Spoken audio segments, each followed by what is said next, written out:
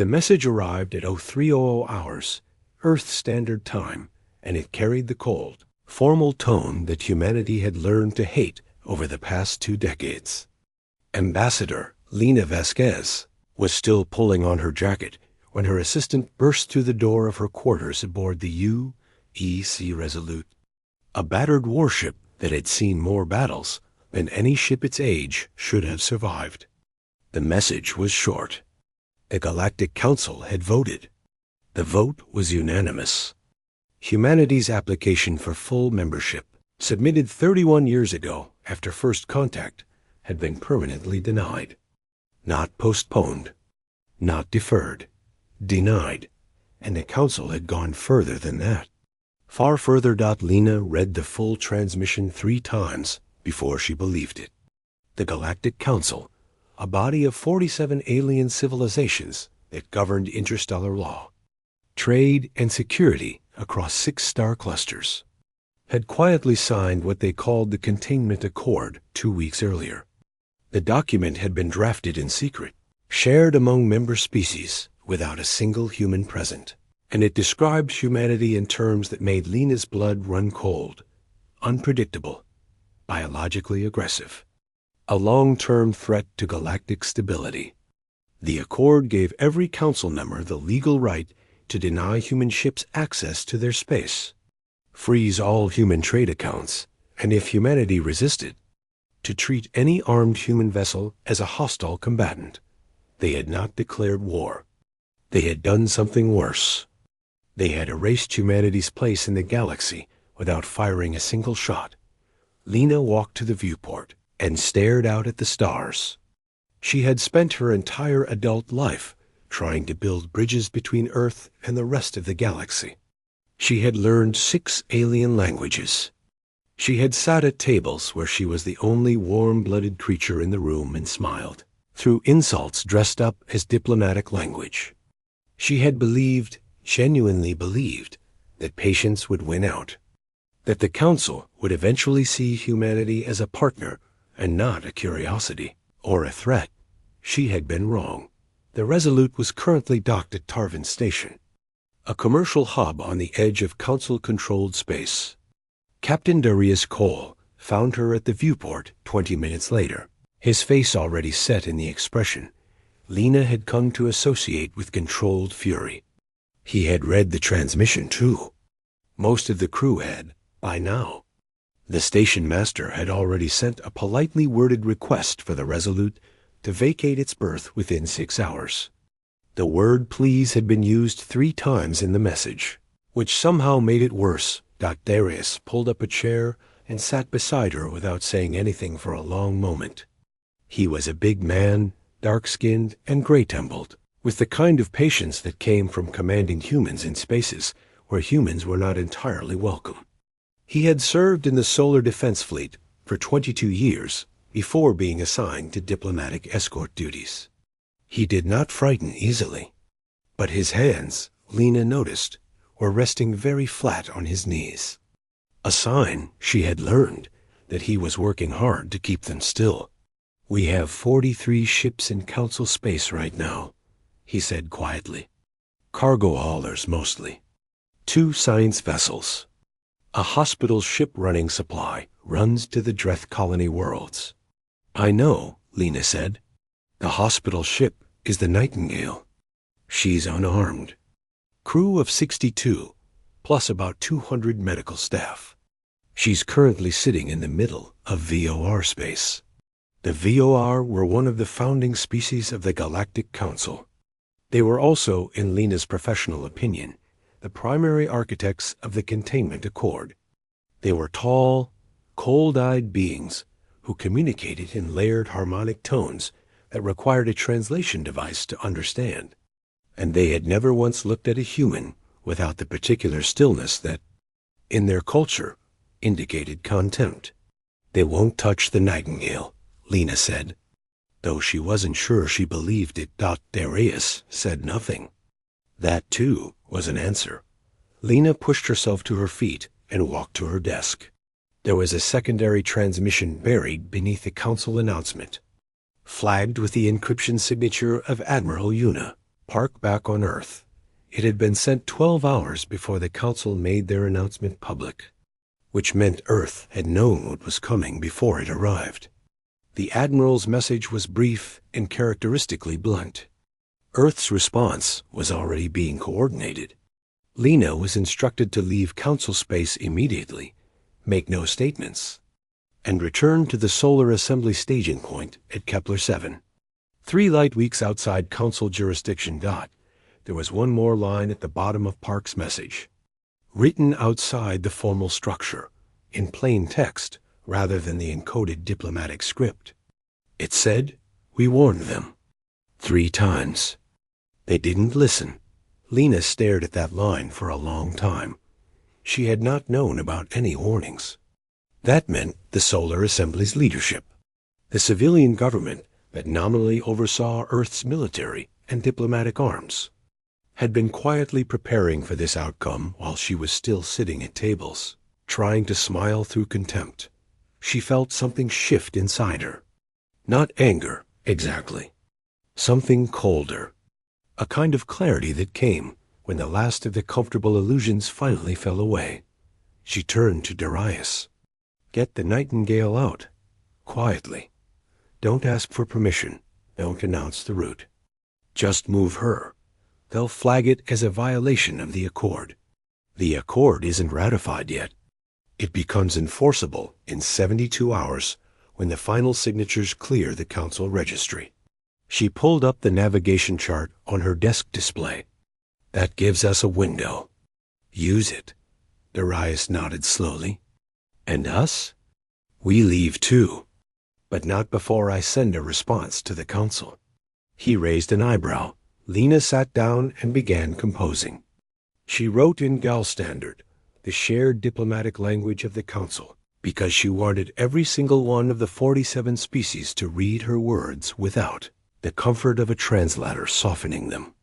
She did not write with anger. She wrote with precision. She laid out, point by point, every interaction between humanity and the Council over 31 years. Every concession humanity had made. Every protocol humanity had followed. Every instance where a human ship had stood down, backed away, or swallowed an insult in the name of interstellar goodwill. She documented the 3 warnings that Admiral Park had referenced, pulling the records from the secure archive on her own desk system. The Council had been told, clearly and in writing, that there were limits. That patience was not the same as weakness. That humanity had been building, quietly and consistently, for a reason. She ended the message with a single sentence. She did not threaten. She did not beg. She simply stated a fact, as plainly as she knew how, in language so direct that no translation matrix in the galaxy could soften it. "You have made a choice. We will now make ours." She sent it before she could second-guess the wording. Darius read it over her shoulder. He was quiet for a moment. Then he said, "That's going to scare them." "Good," Lena said. She stood up, straightened her jacket, and walked toward the bridge. The Resolute's engines were already warming up, the deep vibration of fusion drives moving through the deck plating beneath her boots. Around her, the ship was coming alive in the particular way that warships do when the crew understands that something has changed, that the rules of engagement have shifted in a way that cannot be shifted back. Outside the viewport of the bridge, Tarvin Station's running lights blinked in the darkness. Several other ships were already moving, their engine trails cutting bright lines against the black. They were leaving, too. Human ships, all of them, pulling back from the docks and berths and trade lanes. They had spent a generation, earning the right to use the galaxy had pushed humanity out. What the galaxy had not yet understood, and what Lena Vasquez understood with perfect, terrible clarity as the Resolute pulled away from the station and turned toward the jump point, was that humanity had not been pushed out of anything that mattered. They had been pushed back to themselves, and humanity, when it had nothing left to lose and a reason to move, was not something the galaxy had ever truly seen before. The Kepler-7 staging point had existed on paper for 11 years. It was listed in Solar Assembly Defense Records as a logistical depot, a resupply way station for long-range patrol vessels operating at the edge of mapped space. That was technically true. What the records did not say, and what the Galactic Council had apparently never bothered to investigate, was that Kepler-7 was also the anchor point for the most significant military buildup in human history, when the Resolute dropped out of faster than light. Travel and the staging point appeared on the navigation display. Lena stood at the bridge viewport and felt her breath go out of her in a long, slow exhale. She had known, in an abstract way, that Earth had been preparing. Admiral Park's message had implied it. The tone of the Solar Assembly's silence over the past year had implied it. But knowing a thing in the abstract and seeing it stretched across the block of space in front of you were very different.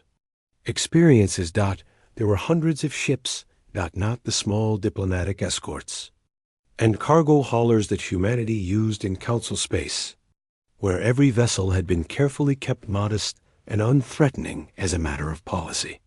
These were warships built to a scale that the rest of the galaxy had never been allowed to see. Humanity had spent 31 years in Council space being polite, keeping its military profile low, following every tonnage and armament restriction that the membership process required. The Assembly had agreed to all of it with apparent good faith. What no one outside humanity's inner defense circle had known was that all those restrictions had applied only to vessels operating inside Council jurisdiction. For the ships that stayed home, there had been no such limitations. Darius stood at the tactical display and was very quiet for a long time. He was reading hull classifications, counting engine configurations, estimating fleet tonnage with the automatic habit of a man who had spent decades in uniform. Finally, he said, "They've been building this for at least 15 years. 20, said Commander Reyes from the navigation station without looking up. Reyes was young, barely 30, with a background in astrophysics before she cross-trained into military navigation. She had grown up during humanity's most hopeful years of Council diplomacy. Her voice, as she said the number, carried no particular emotion. That, too, felt like a kind of answer. Admiral Park was waiting for them in the fleet's command center, a converted heavy carrier called the UESS Iron Covenant that served as the staging point's mobile headquarters. She was shorter in person than her official portrait suggested. A compact woman in her 60s with close-cropped white hair and eyes that had the flat, evaluating quality of someone who had long since stopped being surprised by anything. She had spent the last decade as head of Solar Strategic Command, which meant she was the person who had signed off on every ship in the fleet behind them. She did not waste time on pleasantries. She brought up the tactical display as soon as Lena and Darius were in the room and began walking them through the situation with the brisk, organized clarity of someone who had been running through this briefing in her head for years. The containment accord had been signed by 43 of the 47 council members. The 4 holdouts were smaller species, younger members of the council, civilizations that had reached the stars more recently and had, in some cases, benefited from early human trade relationships. They had not signed the accord. They had also, pointedly, not announced their refusal.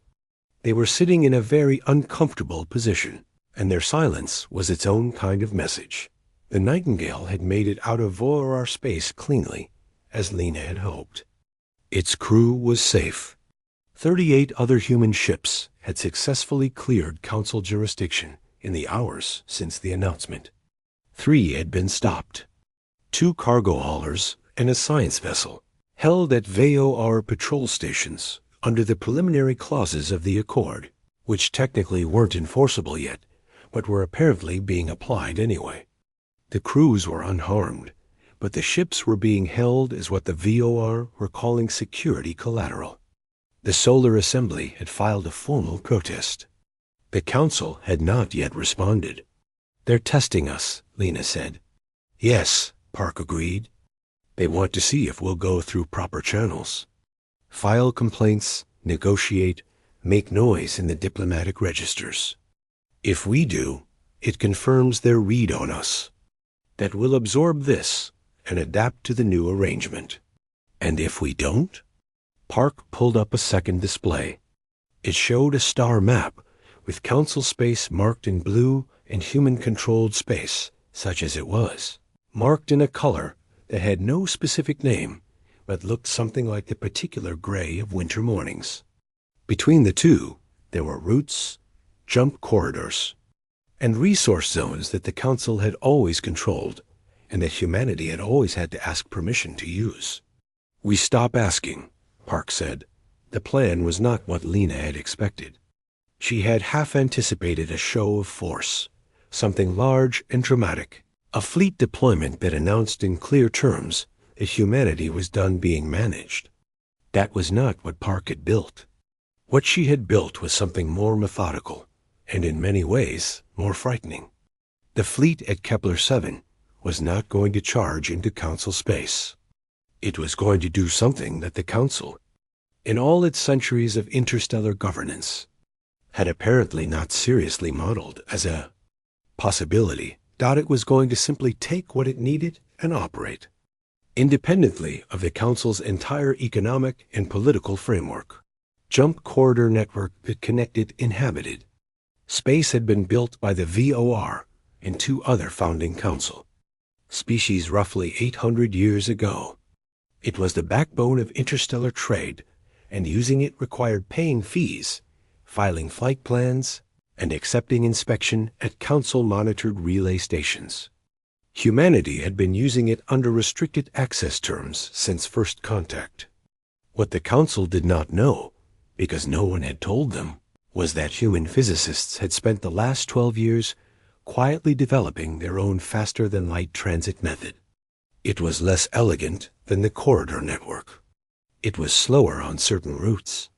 It consumed more fuel. But it was entirely independent, required no council permission, and could not be shut down from a council control station. When Lena understood the full scope of what Park was describing, she sat back in her chair and stared at the ceiling for a moment. "They have no idea, do they?" "None," Park said. "They looked at our fleet size and council space and assumed they'd seen everything. They looked at our economic output and assumed they understood our development level. They spent 30 years assessing a version of humanity that we were showing them on purpose. The 3 held ships were the first test case." Park was not going to file a protest. She was going to send a single message to the VOR patrol commander holding the vessels, through a direct military channel, not a diplomatic one. The message would be delivered not by an ambassador, but by the captain of one of the heavy warships, currently sitting outside council space. The message would state, politely and without any ambiguity, that the ships would be released within 24 hours, or the situation would be resolved through other means. No explanation of what other means might entail. No threat matrix, no listed consequences. Just the statement, delivered from a ship whose hull classification the VIO would not recognize, by a captain who would transmit on a frequency the council had not issued to humanity. Lena asked Park why no listed consequences. Park almost smiled. "Because listed consequences are still a form of negotiation. We're not negotiating anymore." The message was sent that evening. Lena was present in the command center when the transmission log confirmed delivery to the VOR patrol station. She watched the acknowledgement signal come back. It was a standard receipt confirmation, automated, giving nothing away. Somewhere, on the other side of that signal, a VOR commander was reading words from a species that he had, until approximately 48 hours ago, considered contained and managed. The 24-hour clock began. What nobody in the council had factored in, when they wrote their careful, unanimous containment accord, was a very basic truth about humanity. one that was visible in every page of human history, in every era of conflict and pressure and enforced limitation. The truth was this: humanity did not become smaller under pressure. It did not become more compliant when cornered. Every time in its long, violent, brilliant history that an outside force had tried to cap what humans could do, or reach, or build, humans had quietly, furiously, and with remarkable creativity found a way around the cap. The Council had not contained humanity. They had simply removed the last reason humanity had for being polite about it. By the time the 24-hour mark arrived, 3 things had already happened that the Council's intelligence apparatus had not predicted. The 4 holdout species had made quiet contact through back channels. The Nightingale's chief medical officer had given an interview to 17 alien media networks that was spreading across the Council's own communication infrastructure. And the first human ships using the new transit method had appeared, without announcement or clearance, at locations inside the outer edges of what the Council considered its exclusive economic zone, not attacking, not threatening. Just there, present, unasked, the Council had built its power on the assumption that they controlled access. On the realization that this was no longer true, the first cracks appeared. The VOR released the 3 ships in 19 hours and 42 minutes. Not because they had been convinced. Not because they had suddenly developed goodwill toward humanity. They released them because the patrol commander, a senior official named Kethvaraz, who had served the Council for 60 of his species' standard years, had looked at the ship that delivered the message, run its hull configuration through every database available to him, and found nothing. No registry entry, no construction record, no prior contact log. A warship larger than anything humanity was supposed to own, broadcasting on a frequency that didn't exist in Council records, making a demand with the calm certainty of something that already knew the outcome. Kethvaraz made the decision alone, without consulting the Council Security Directorate, because he understood instinctively that asking for instructions would take longer than he had. He released the ships, filed a report that described the incident in carefully neutral language, and then spent the next 6 hours trying to access detailed intelligence on human military development. He found almost nothing of use. The files that existed were based on observations from Council-monitored space, from the small, polite, deliberately modest ships humanity had been operating there for 30 years. Whatever was sitting outside his station bore no relationship to those files. He flagged his report as urgent. The Council Security Directorate received it, noted the unusual nature of the encounter, and scheduled it for review at the next full session, which was 8 days away.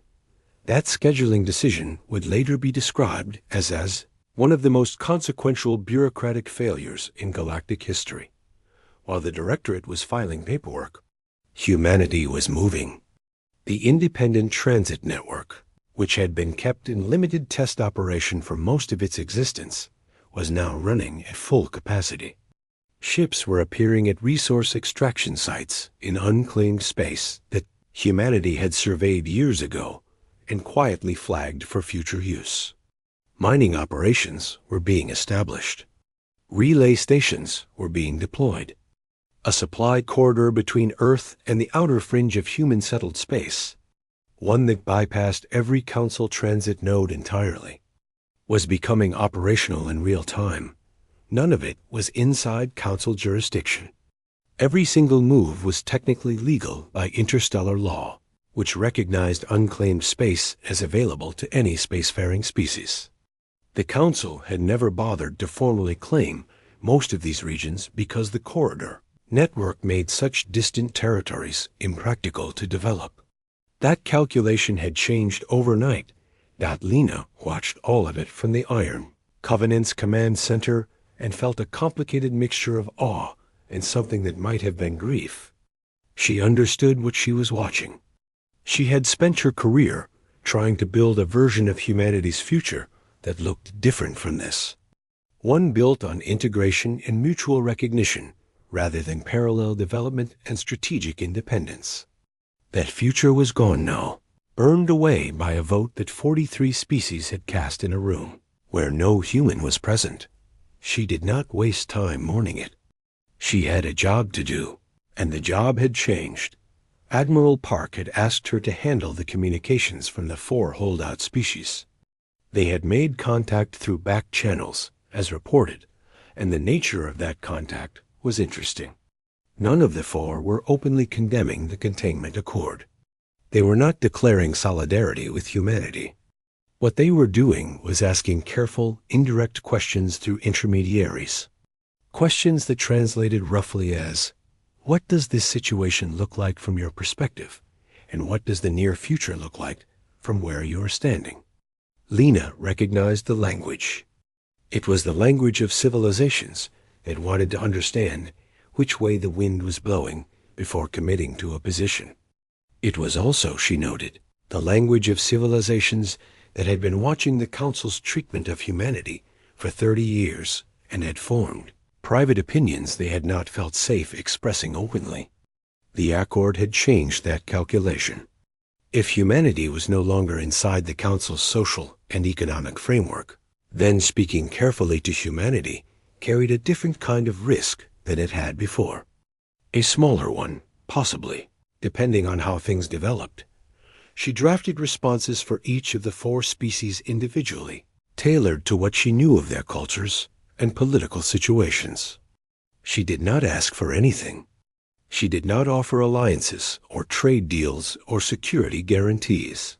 She simply answered their questions honestly. She described what had happened from humanity's point of view. She described what humanity was doing and why.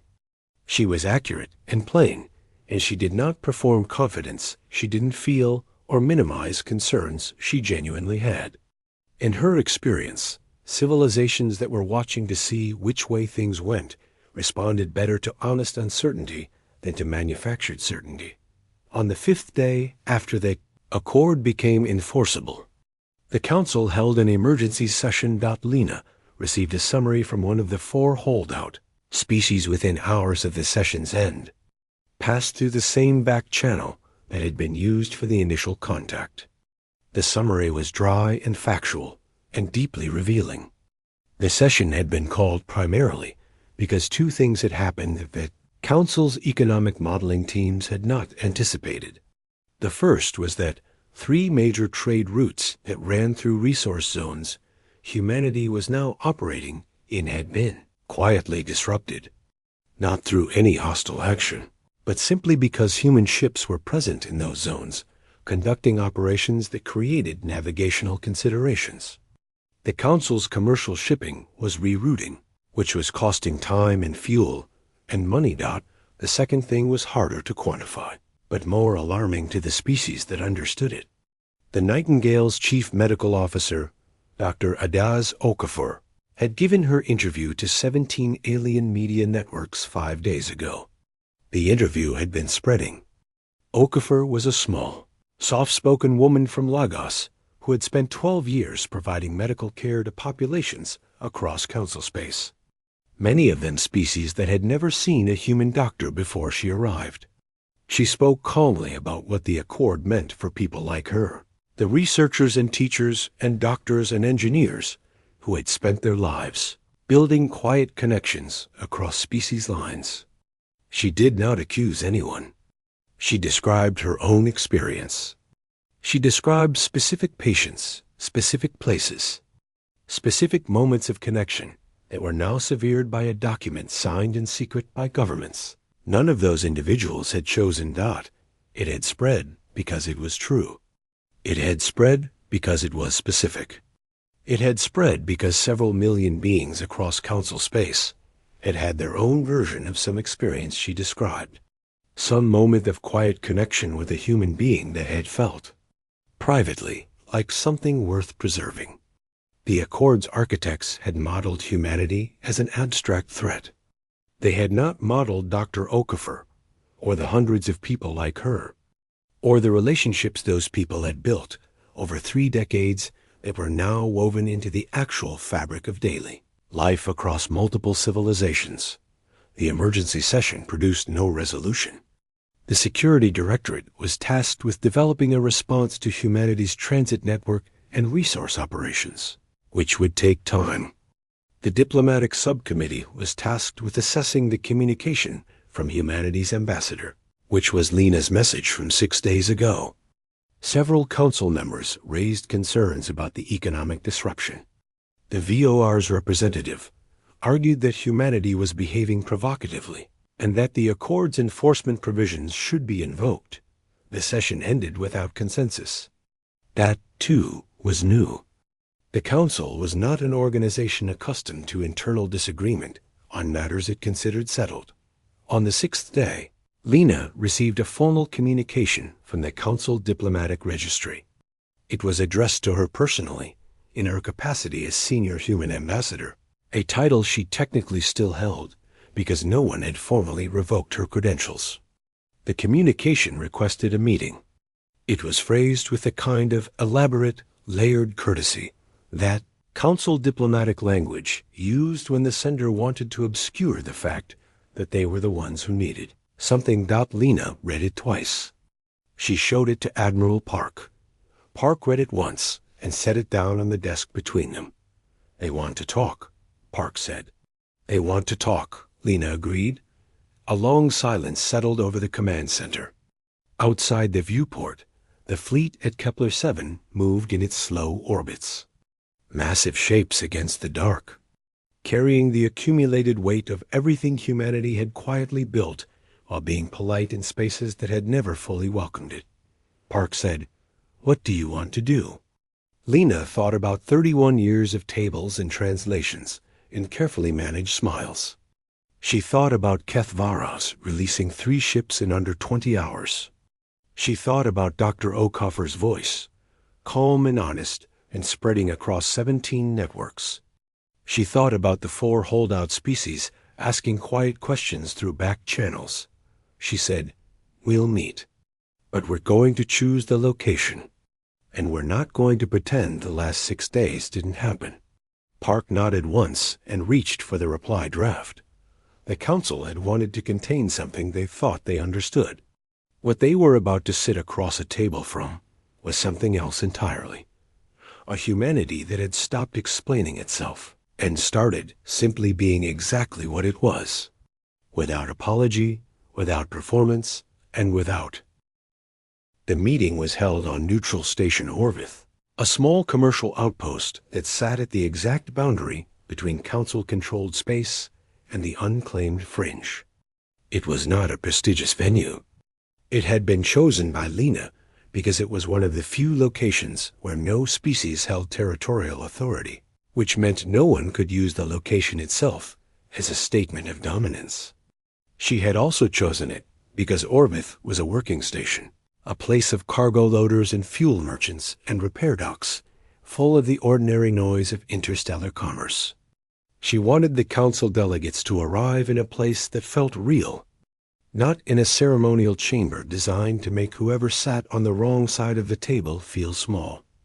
The human delegation was 7 people: Lena, Admiral Park, 2 senior officers from Strategic Command, a trade economist named Dr. Brennan, who had spent 20 years studying Council commercial infrastructure, a quiet, sharp-eyed linguist named Miriam Solis, who had grown up on a station at the edge of Dreth space and spoke 4 Council languages without a translator, and Captain Darius Cole, who was there not because his presence was strategically required, but because Lena had asked for him specifically, and Park had not argued.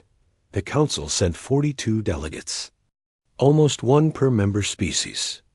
They arrived on ships that were considerably more ceremonially impressive than the Resolute, polished and formally marked with Council registry colors. They came with protocol officers and translation matrices, and visibly, a collective sense of unease that no amount of diplomatic composure entirely concealed. Lena noted the unease and filed it away. It was useful information. The session opened with a lengthy formal preamble, delivered by the Council's senior diplomatic coordinator. an Ithani named Velo Shari, who was generally considered the finest negotiator in council space. Velo Shari was elegant and precise and managed in about 10 minutes of carefully structured language to describe the containment accord as a misunderstanding without ever actually saying the word misunderstanding.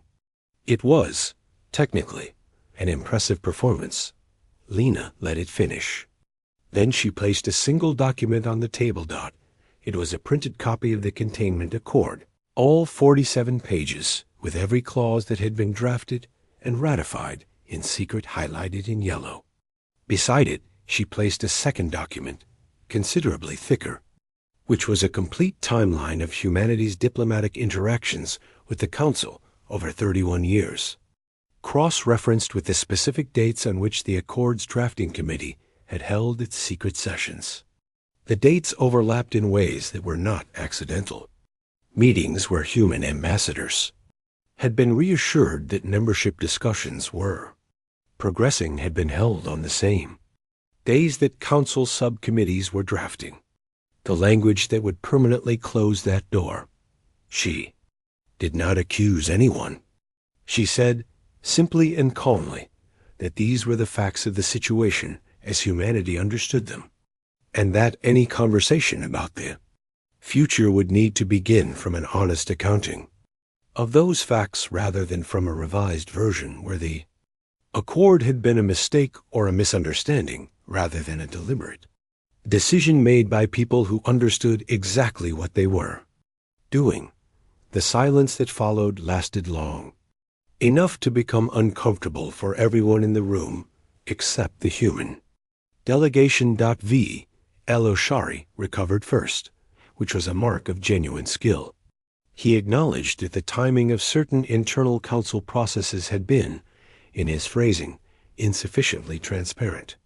He indicated that several member species had raised concerns, even at the time, about elements of the Accord's development process.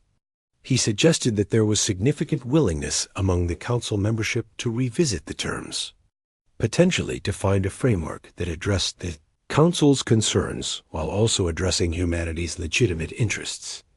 Dr. Brennan, the trade economist, answered that one. He had spent 3 weeks preparing for this moment, and he used every minute of that preparation. He walked the assembled delegates through a detailed analysis of what humanity's independent transit network and resource operations would mean for council commercial infrastructure over the next 20 years, expressed in the specific economic metrics that the council's largest trading species used for internal planning. The numbers were not catastrophic. They were not designed to be.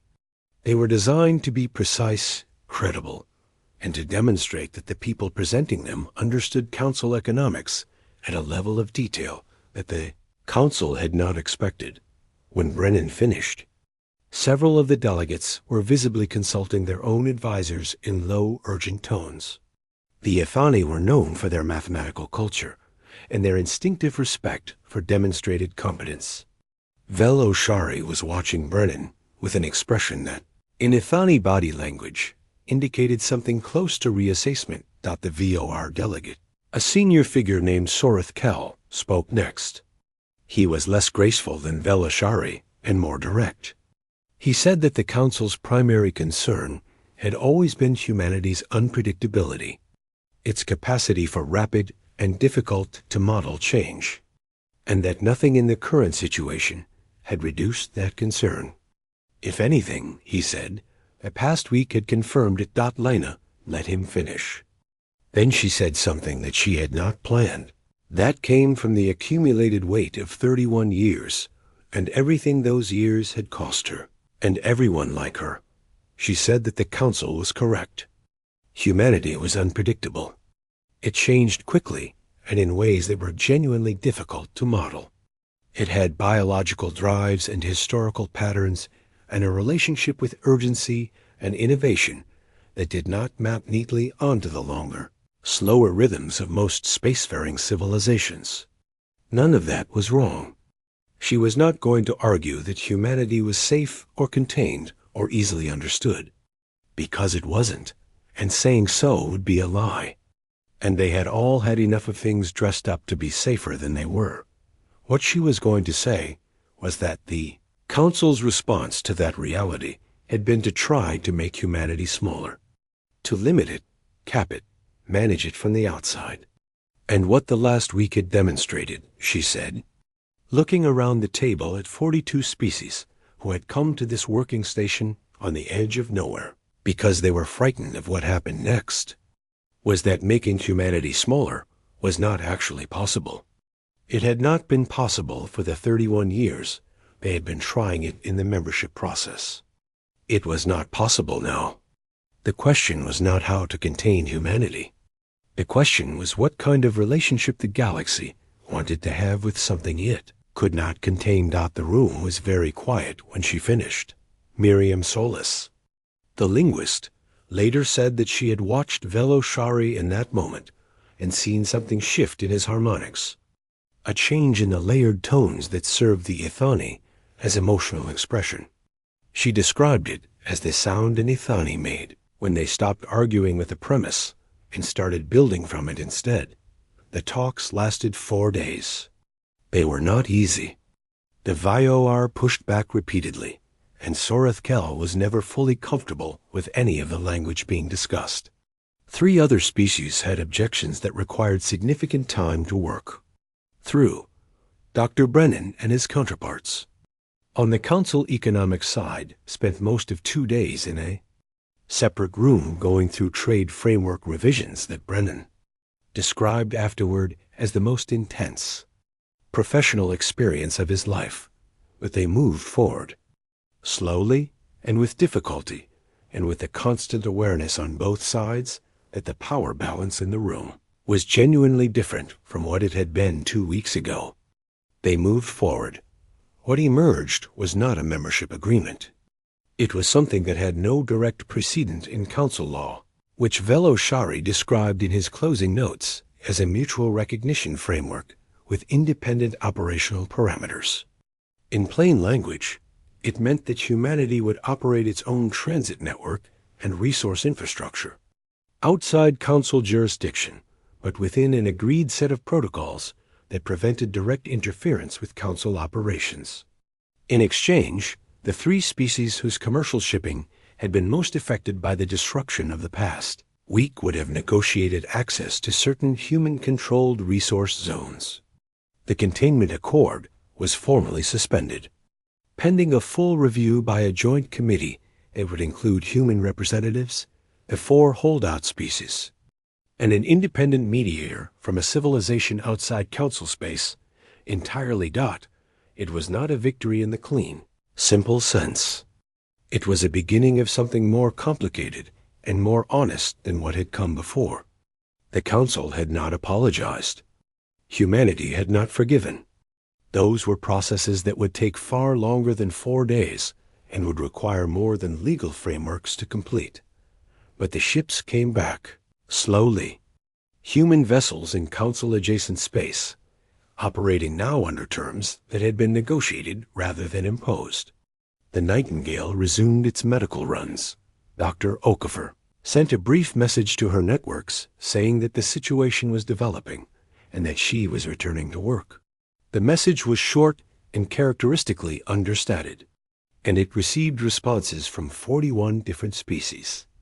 On the last morning at Orvith Station, Lena stood at the viewport of the small room she had slept in for 4 nights and looked out at the docking approaches, where ships from a dozen civilizations moved in the ordinary, unglamorous traffic of a working outpost.